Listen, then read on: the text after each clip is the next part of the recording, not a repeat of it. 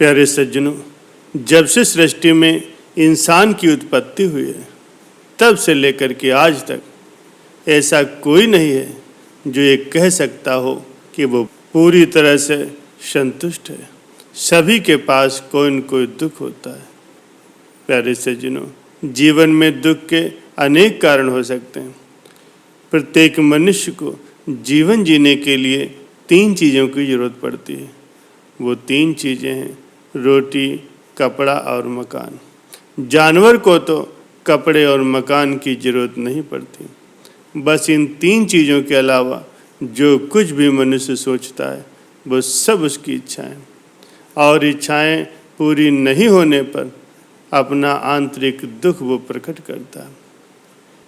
इच्छाएं पूरी करो, अच्छा काम करो, खूब मेहनत करो, खूब पैसा कमाओ, लेकिन सोचो उतना ही जितना हासिल कर सको। दुख आने का एक सबसे बड़ा कारण हम जिंदगी में जितनी आशा करते हैं और करते उससे कम है। प्यारे सज्जनों, जीवन के 3 सबसे बड़े दुख हैं। तन, मन और धन से आदमी दुखी हो सकता है किसी के पास धन की कमी हो सकता है कोई बीमारी से ग्रस्त हो, या हो सकता है कोई मरने से डरता हो।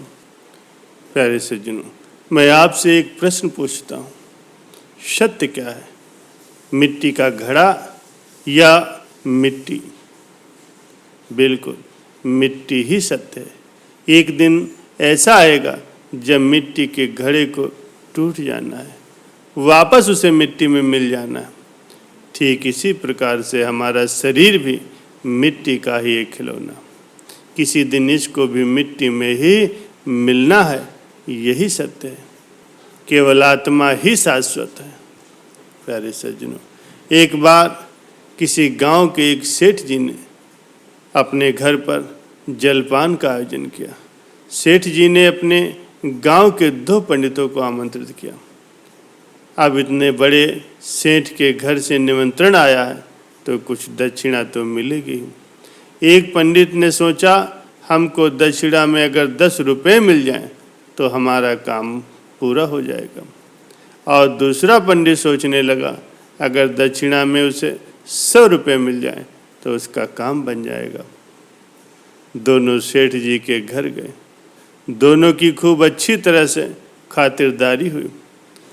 सेठ जी को धन्यवाद दे करके जैसे ही वो प्रस्थान करने चले, सेठ जी ने दोनों को 51 रुपये दिए। अब पहला पंडित जिसने 10 रुपये की आस रखी थी उसको तो ज़्यादा मिल गया, और दूसरा पंडित जिसने 100 रुपये की आस लगाई थी उसको तो उसकी इच्छा से कम पैसे मिले। यही कारण है जीवन में दुख का।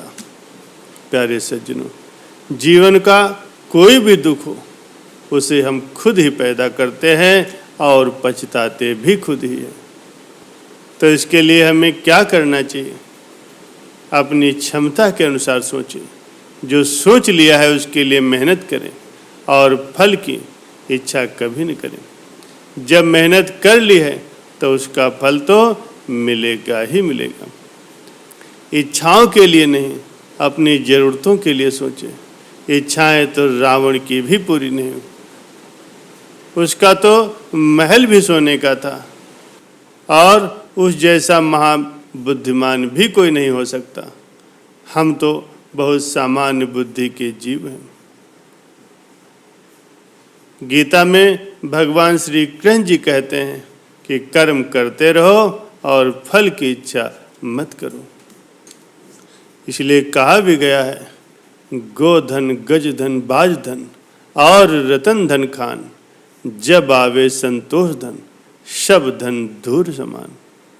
मतलब संतोष ही सबसे बड़ा धन है। हम अपने सामर्थ्य के अनुसार सोचेंगे, सामर्थ्य के अनुसार मेहनत करेंगे और फल की इच्छा बिल्कुल नहीं करेंगे तो जो भी मिलेगा उसमें संतोष होगा। प्यारे सज्जनों, हमें ईश्वर का धन्यवाद देना होगा। जो मिला है उसके लिए धन्यवाद, और जो मिल जाएगा उसका भी स्वागत। अभाव का रोना रो करके हम अपने दुखों को आमंत्रित करते हैं। वर्तमान दौर में इंसान इस कदर व्यस्त रहता है कि एक दूसरे से आगे निकलने की होड़ सी लगी है, और इसी होड़ में वो अपने सारे सच्चे सुखों को त्याग देता है। प्यारे सज्जनों, ईश्वर ने इस खूबसूरत संसार की रचना की। इतनी मौलिकता, इतनी सुंदरता शायद ही कहीं हो। प्रकृति ने वो सब कुछ दिया है जिससे हमें आनंद मिलता है, लेकिन फिर भी हमारे जीवन में दुख है। ये दुख आया कहाँ से? जब परमात्मा आनंद स्वरूप है, उसमें दुख नहीं है, प्रकृति में दुख नहीं, और हम दुख चाहते भी नहीं। तो फिर दुख आखिर आया कहाँ से? इस दुख के प्रमुख रूप से 3 कारण होते हैं, जिसके बारे में संत महापुरुष बताते हैं। जन्म और मृत्यु के बीच अगर झांक करके देखा जाए तो जीवन में असंख्य दुख मिलते हैं। क्या है इन दुखों का कारण? इन दुखों का मूलतः 3 ही कारण है: उपाधि, व्याधि और आधि। उपाधि अर्थात ऐसी पदवी जो मिल जाती है और हम वो होते नहीं, ये दुख पैदा करता है। जब आप कुछ होते नहीं और अपने आप को वो समझ लिया जाता है तो इससे दुख होता है। जैसे आप सड़क पर जा रहे थे और किसी ने आप पर चोरी का इल्ज़ाम लगा दिया, इससे आपको बहुत दुख लगेगा। अगर चोर पर चोरी का इल्ज़ाम लगता तो उससे कोई फर्क नहीं पड़ता। इसे ऐसे भी समझ लीजिए कि आप अनपढ़ हैं और आपको ऑफिस में कलर की नौकरी मिल जाती, तो इससे भी दुख पैदा होता। व्याधि अर्थात रोग। इस भौतिक शरीर में तो रोग लगे ही रहते हैं। ये दुखों का दूसरा प्रमुख कारण है। बचपन से लेकर के बुढ़ापे तक ये व्याधियां मनुष्य के सदैव लगी ही रहती और दुख उत्पन्न करती। आदि का अर्थ होता है अभाव। जीवन में दुखों का सबसे बड़ा कारण अगर है तो यही अभाव है। प्रत्येक जीव को अभाव का दुख तो सहना ही पड़ता। ये धन, सुंदरता, ख्याति इत्यादि का अभाव होता। ये एक ऐसा दुख है जिसे हमने स्वयं ही बनाया होता। चीज़ें तो हैं, ब्रांडेड नहीं है, गाड़ी तो है, महंगी नहीं है, भूमि तो है लेकिन उसका विस्तार नहीं है, घर तो है, आंगन अच्छा नहीं।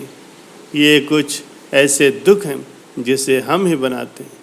इन पहले 2 दुखों का कारण तो परमात्मा नाश करते हैं, लेकिन तीसरा कारण जो हमने खुद बनाया है, इसे हमें खुद ही दूर करना होगा।